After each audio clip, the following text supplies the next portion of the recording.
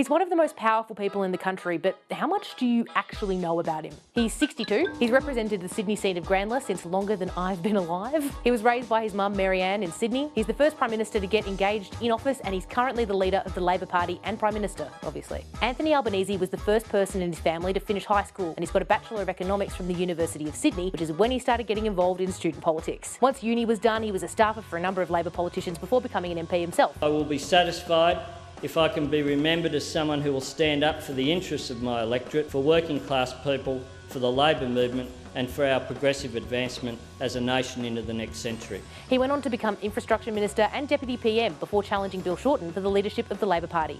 It didn't work out, but it did work out later, after they lost the 2019 election. He's one of the most senior members of Labor's left faction. They support socially progressive policies like same-sex marriage, LGBT rights, welfare and climate action. Though on all of these, he does actually have his critics, both from the opposite side of politics and also those on the left, who say he hasn't done enough to advance change in these areas. He's been criticised over his support for Palestine, which over the years he's been pretty vocal about. As the US Secretary General has put it, self-defence is not a blank cheque, and responding to terrorism does not in any way free Israel from its obligations under international law, nor does it justify creating a human rights and humanitarian crisis in Palestine. But he and the government have also been heavily criticised recently for not doing enough to stand up to the IDF's invasions of Gaza and Lebanon, and Israel's restricting aid to those areas where death tolls are in the thousands. But that's something he says he firmly disagrees with. Australia supports, on a bipartisan basis, a two-state solution in the Middle East. Anthony Albanese is staunchly pro-union, but he doesn't see eye to eye with every unionist, having recently cracked down on the CFMEU after reports of corruption and organised crime in some branches. Since 2022, the Albanese government has prioritised policies like cost of living relief, increasing childcare availability and changes to the NDIS, among a number of other issues. So that's the PM, but what about the opposition leader, or the minor parties, and independents? Check out the rest of Politics Explained for easy explanations on what they all stand for and more.